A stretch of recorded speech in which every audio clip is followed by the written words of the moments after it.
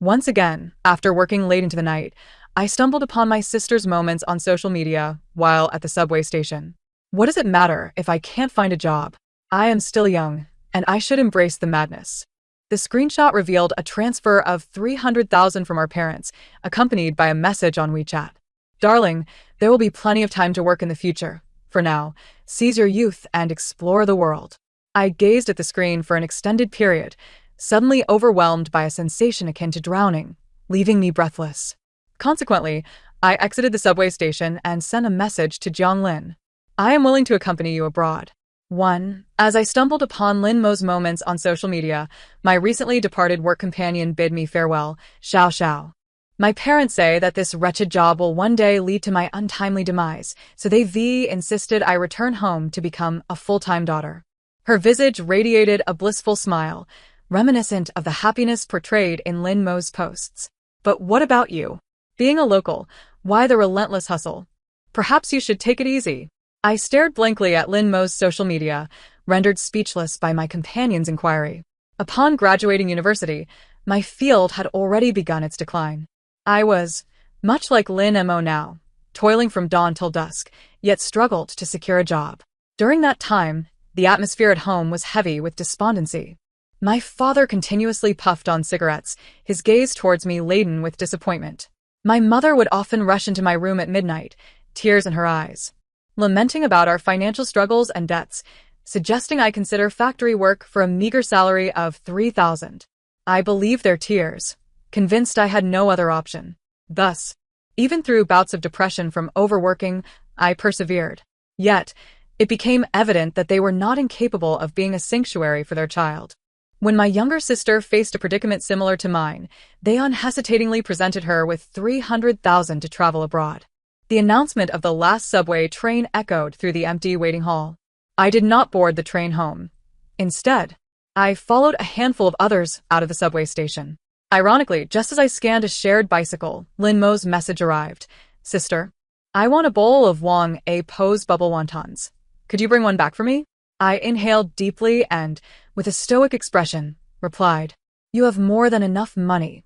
Why must I, someone earning a pittance, purchase wontons for you? Lin Mo remained silent for an extended moment. I smirked derisively, though my eyes burned with unshed tears. Throughout my life, my parents had always told me that Lin Mo was my sibling, my closest ally in this world. They urged me to protect and cherish her. Yet, whenever Lin Mo faced hardship, I was invariably the one to suffer. Just as now, my mother's number appeared on my phone screen. Her opening line was always a deep sigh, followed by the insincerity of a mother attempting to maintain equilibrium. Xiao Xiao, have you quarreled with your sister? Your sister just locked herself in her room without finishing her fruit. How about you bring back 2 bowls of wontons when you return? I'll pay. I endured the mounting frustration until I could no longer contain it. Mom, do you truly believe this is merely about a bowl of wontons? Is it amusing to feign ignorance like this? Mere seconds of silence on the other end were abruptly shattered by my father's irate voice. Lin Xiao, is there something wrong with your mind? It's late at night, and all we're asking is for you to bring back a bowl of wontons. Yet you insist on complicating matters. Your mother mentioned how you always clamored for Wang A Po's wontons as a child. Your sister merely wished to surprise you. Exhausted, I leaned against a shared bicycle, tears finally streaming down my face, my voice choked with emotion. Yes, I wanted them as a child. But do you remember what happened after I insisted on having them? 2. Wang A Po's wonton stall has been operating beneath my apartment for decades. A large bowl containing 25 wontons used to cost 7 yuan. Every mealtime, the tantalizing aroma of wontons wafted through the air, filling our living room. I would cling to the railing, inhaling that delightful scent, swallowing hard in anticipation. Later, I tentatively asked my mother if I could have a bowl of wontons if I ranked first in my final exams. She smiled and agreed. However, when I proudly presented my perfect exam paper, my father abruptly lashed out at me with a belt, declaring that I was foolish for wanting to indulge while our family struggled financially.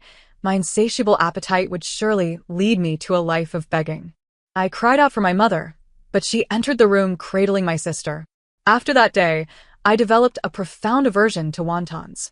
Even when my family made them, I would feign a diet to avoid even a single wonton. Yet now, my parents insist that wontons are my favorite food.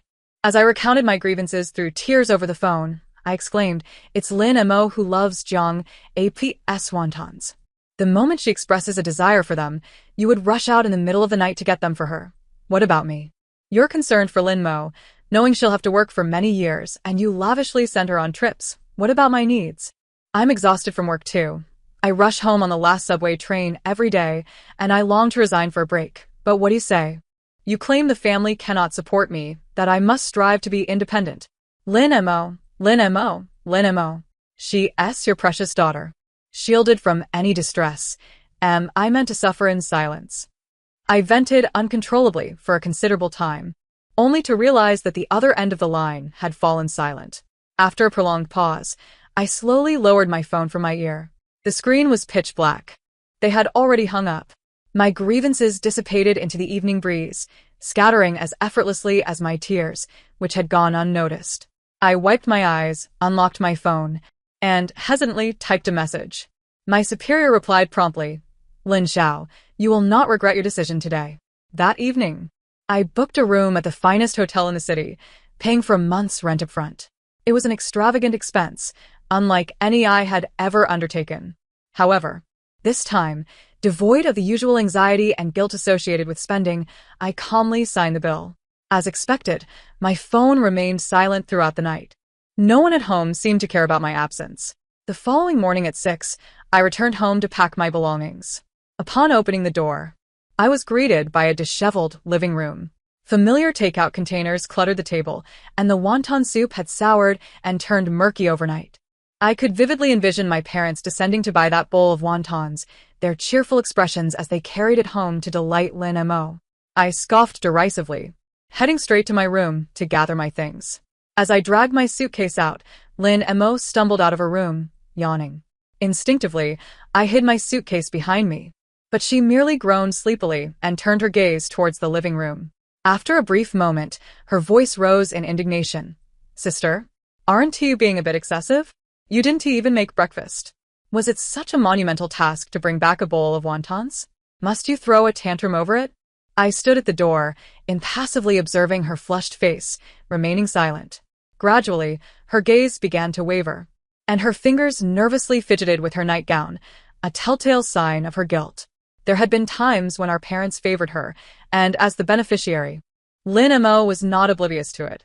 Initially, when I displayed my sadness, she would anxiously use her saved pocket money to buy me gifts. However, as she grew accustomed to this favoritism, she began to believe that my role as her older sister inherently obliged me to yield to her whims. Just like now, she defiantly met my gaze. "The money Mom and Dad give me is barely equivalent to your annual salary. Why must you escalate this to such an extent? I'm your sister, and you're quibbling over something so trivial. Are you still even my sister?" As she spoke, her eyes brimmed with unshed tears. Leaning against the doorframe, I calmly regarded her. "Lin Mo, am I inherently obligated to cater to your every whim simply because I am your sister?" Lin Mo looked at me, on the verge of tears, yet I was too weary to say more, intending to continue dragging my suitcase out. At this moment, the door to the master bedroom swung open, and heavy footsteps resonated through the air. "What are you arguing about so early in the morning?" Lin Mo, as if finally finding a pillar of support, burst into tears. "Dad, sister is being too much. She was sarcastic last night, and now she won't let me be this morning. Is it just because you gave me travel funds? Why is she treating me like this?" Her sobs were genuine, as if she had suffered a great injustice.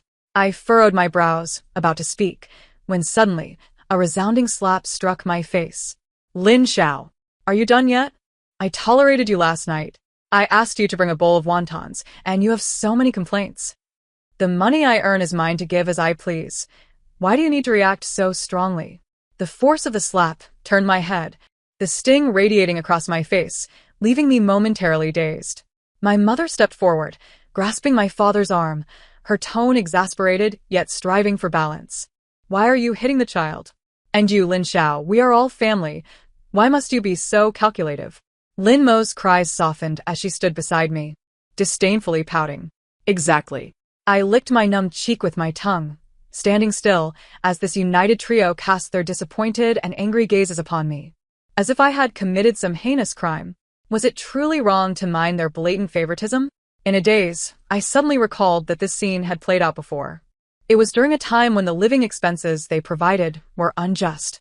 When I attended university, my parents allocated me a mere 1,000 yuan a month, and even that required me to awkwardly plead for it, only to be chastised as a wasteful daughter. Eventually, I learned to be self-sufficient, taking on part-time work off-campus. Never again asking them for money. They seemed to take the hint, no longer inquiring if I needed living expenses. I had always believed it was due to financial constraints. Until Lin Mo, during her university years, accidentally revealed that her monthly allowance was 3,000 yuan. That day, a monumental battle erupted at home. Lin Mo cried incessantly. And I too wept uncontrollably. Yet, I forgot that my sister's tears were precious. They would elicit my mother's affectionate embrace, granting her anything she desired.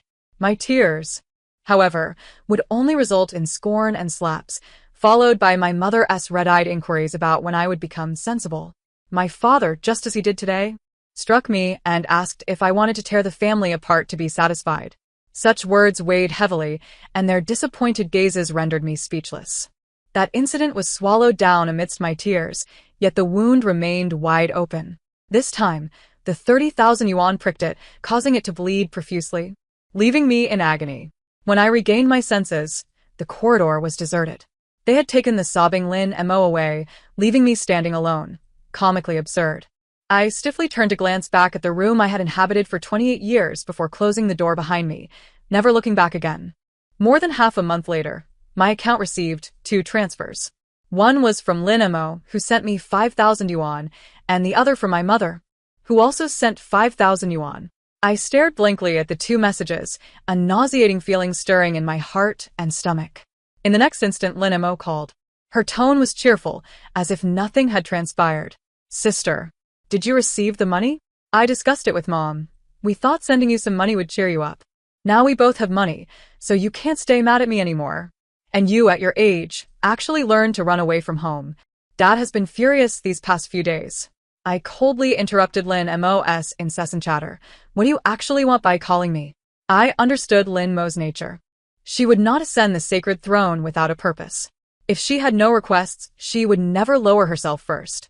Sure enough, there was a brief pause on the other end before Lin Mo's voice emerged again, mumbling, Sister, could you help me organize the visa documents? You used to travel abroad for work, so you should know how. I lowered my head, operating my phone to return both transfers. I've sent the money back. Lin Mo, you need to handle your own affairs. Lin Mo probably did not anticipate my prompt and merciless refusal, and her voice escalated. Lin Xiao. I've already lowered myself. Must you be so stubborn? If you don't want help, I can spend a bit more money and still manage the visa. She angrily hung up the phone. I continued my work, indifferent to the exchange. However, I did not expect my mother to bring Lin Mo to my office. Lin Mo shot me a glance before coldly averting her gaze. My mother glanced at me helplessly and said, Xiao Xiao, when are you coming home? You've made a fuss for more than half a month. Isn't that enough? I remained silent. Lin Mo, with her usual sarcasm, retorted, TC. She must be having too much fun outside to care about home. My mother gently patted Lin Mo's hand. What are you blabbering about? Your sister is not like that. She turned to me, right, Xiao Xiao? I glanced at the dark circles under my mother's eyes and suddenly smiled. Mom. Has it been exhausting to wake up early every morning to make breakfast for the past half-month? My mother's face flushed, awkwardly smiling. My father sometimes had to leave for work at 6 in the morning, so someone had to rise by 5 to prepare breakfast. Since the day I graduated from university, this task had fallen to me. They claimed that since I was working and considered independent, they would not charge me rent, and it was my duty to contribute in any way I could. Thus, I had been working late into the night, returning home at dawn, rising at 5 or 6 to cook breakfast. On weekends, I was also responsible for cleaning the house. I had lived this way for 5 years.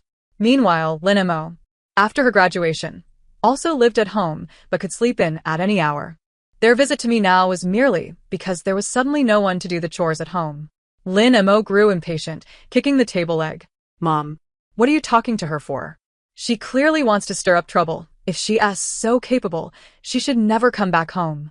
My mother sighed, looking at me disapprovingly. Xiao Xiao, weren't you always the sensible one? We are all family. Must everything be counted so meticulously?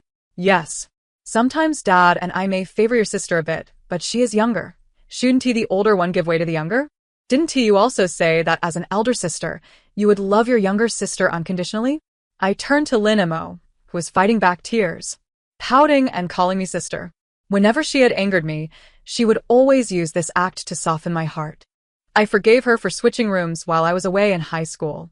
I forgave her for her subtle attempts to flaunt her allowance in front of me. I also forgave her for taking my hard work for granted time and time again.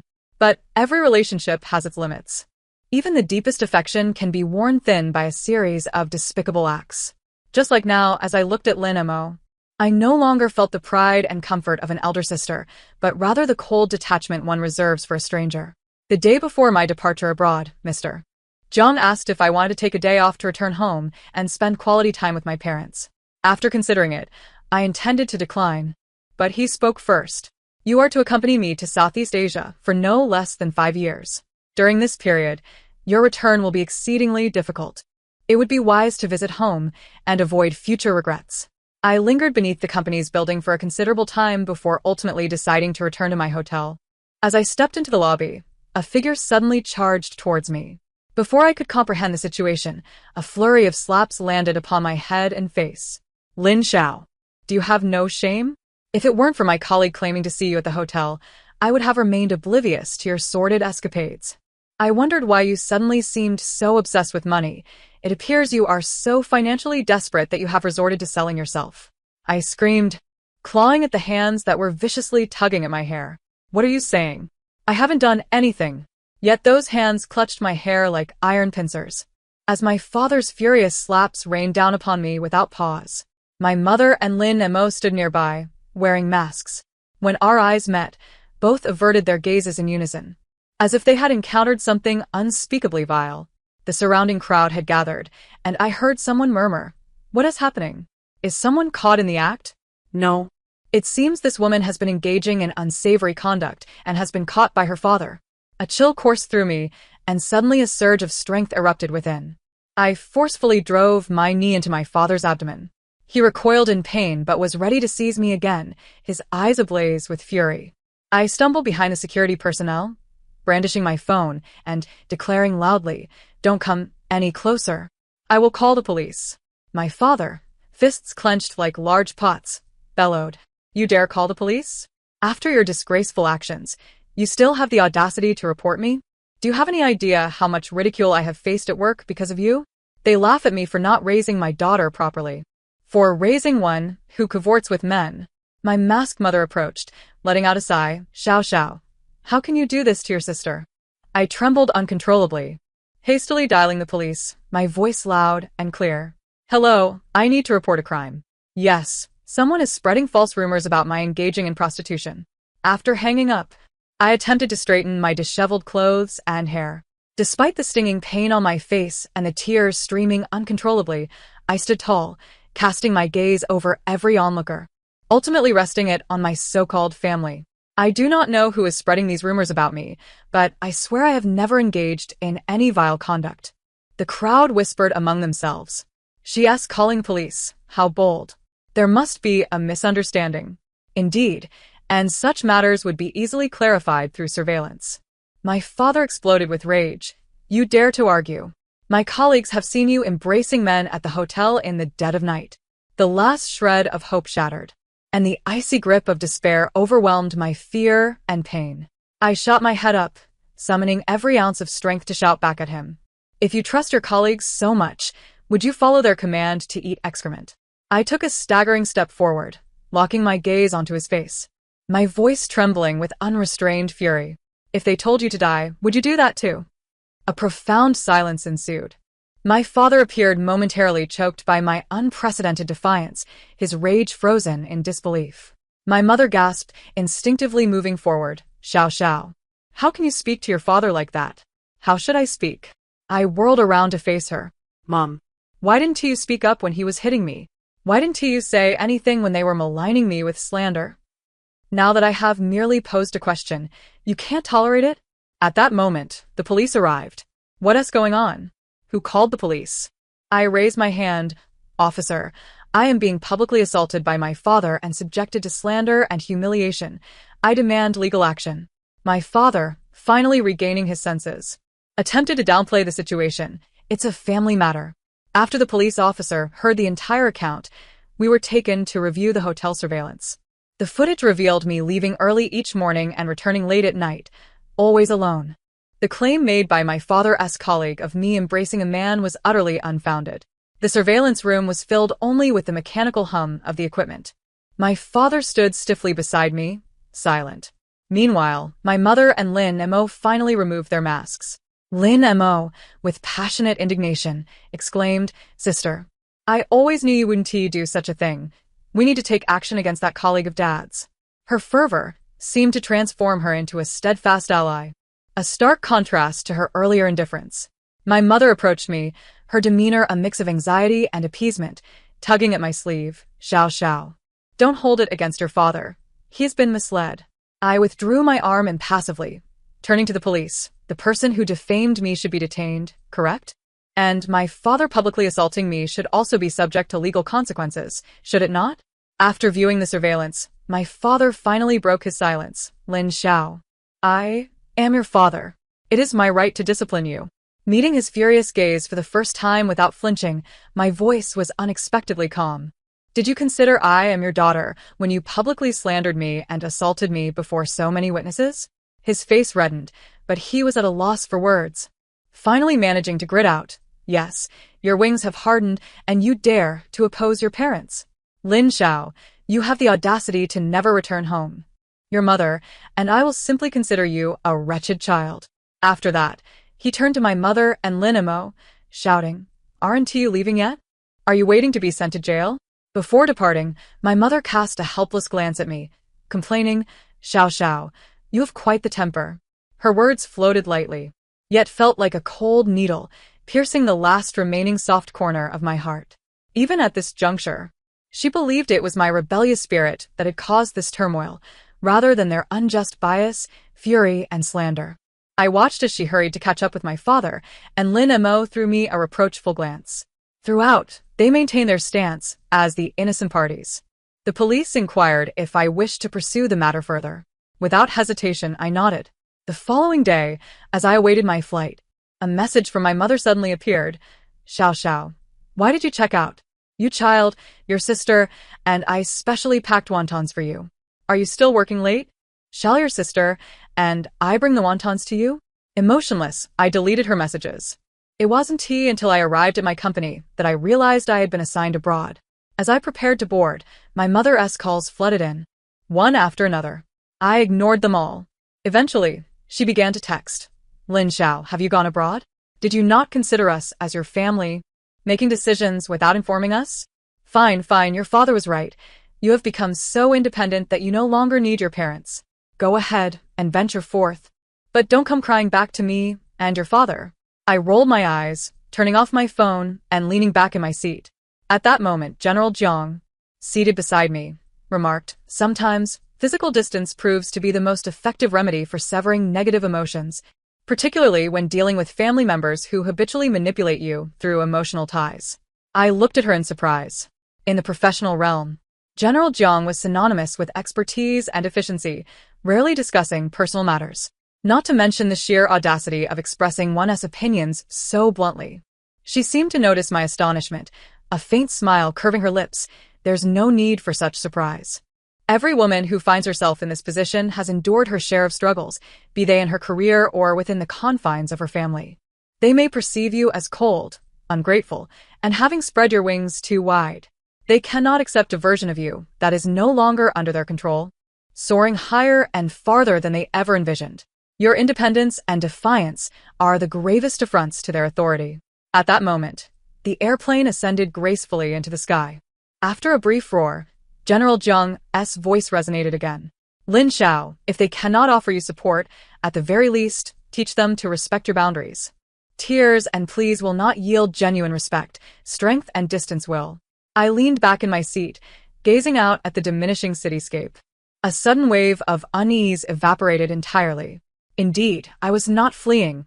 I was moving forward. As for the cacophony behind me, it would fade into silence once I soared high and far enough. My connection to home ceased the day I landed abroad.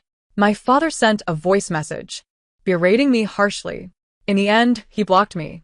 I felt no anger, no sadness, not even a tinge of disappointment. I simply exhaled with a smile of relief. The pace of work in a foreign land is astonishingly swift. The intense pressure of projects consumed nearly all my time and energy. I scarcely had the leisure to digest past wounds, nor did I have time to lament perceived biases. Over a year abroad, I received 2 promotions and my salary doubled. I was thriving, better than I had ever anticipated. Yet, I was unprepared for the disruption that awaited me one evening, heralded by a call from a domestic number. On the other end, my mother's voice trembled with tears. "Xiao Xiao, your father's fallen and is in the hospital. You must book a flight home immediately." I was preparing for an international video conference, and in response, I simply organized my materials while asking, "Oh, is it serious? What should we do?" My mother seemed taken aback by my nonchalant tone. After a brief pause, her voice shot up. "Lin Xiao, what should we do? You ask me what to do? I am your mother. He is your father. He lies in the hospital, possibly on the brink of death. How can you speak to me like this?" Her shrill shout pierced through the receiver. Taking a deep breath, I set my materials aside and walked towards the break room. Distant waters cannot quench nearby fires. What purpose does it serve for you to vent your anger on me now? And what significance does your crying and shouting hold? If tears were effective, I could gather all my colleagues to weep alongside you. Lin Mo seized the phone, her voice hitching. "Sister, please come back quickly. Dad's condition is really bad. It seems he has lost a lot of blood." I glanced at my watch and calmly replied, "All right, I need to attend a meeting now. Please update me via WeChat with any results." In the final second before hanging up, my mother's anguished curses echoed in my ear. I scoffed at the irony. When I had cried about my overwhelming stress, expressing that I felt depressed, they had merely dismissed me, suggesting that if tears could help, they could assemble a truckload of people to cry with me. They urged me to be sensible, to refrain from sulking and seeking pity, to maintain a facade of dignity without tears. But now, the tables had turned. They wept and shouted, their dignity shattered. That night, after a long absence of communication, Lin Mo sent me a message. "Sister, Dad is fine. He just has a slight concussion and will be discharged after a couple of days of observation." I glanced at the message, but chose not to respond. Minutes later, another message popped up. "Sister, you've changed so much. Sister, will you come back? Actually, we all miss you." I looked at the last line and couldn't suppress a sardonic smile. Miss me? They must be yearning for the obedient, diligent Lin Xiao, who craved their affection. I picked up my phone, hovered my finger over the conversation for a few seconds, and ultimately chose to delete it. After that day, Lin Mo perceptibly ceased to message me. It wasn't until after the new year, when I briefly returned home for work duties, that she waited for me downstairs at my company. Upon seeing me, she smiled shyly, her eyes pleading, "Sister, can we talk for a moment?" I silently regarded the sister I had not seen for 3 years. She had matured, yet her face bore the unmistakable signs of fatigue and weariness. She awkwardly touched her face. "Have I changed a lot? I've been working overtime nonstop. It's driving me nearly mad." As she spoke, her eyes glistened with tears. "Sister, were you this exhausted back then? You work harder than I did. You come home after I've already gone to bed. And yet, you still have to return home to do chores and care for me." I had no intention of delving into the distant, murky past with her, so I interjected, "So, what is it that you want from me?" She lowered her gaze and withdrew a card from her bag, extending it towards me. "This card currently holds 130,000. But rest assured, I'm earning now. And I will deposit money into this account each month. Sister, I'm sorry, I know our parents favor me, but I've chosen to turn a blind eye." I glanced at the bank card without accepting it. "Has something happened at home?" Lin Mo smiled, yet tears streamed down her cheeks. "Sister, must it always be that something has gone awry at home for me to seek you out? Have you forgotten? I am your invincible little superhero." I was momentarily taken aback, watching as she pressed the card into my hand and dashed away. Your invincible little superhero. That phrase was often uttered by Lin Mo during her rebellious teenage years. She would puff up her cheeks, declaring our parents' unfairness, and then argue on my behalf. Even then, with tears welling in my eyes, I felt nothing but joy for this sister standing before me. I believed the greatest gift in our family was my sister.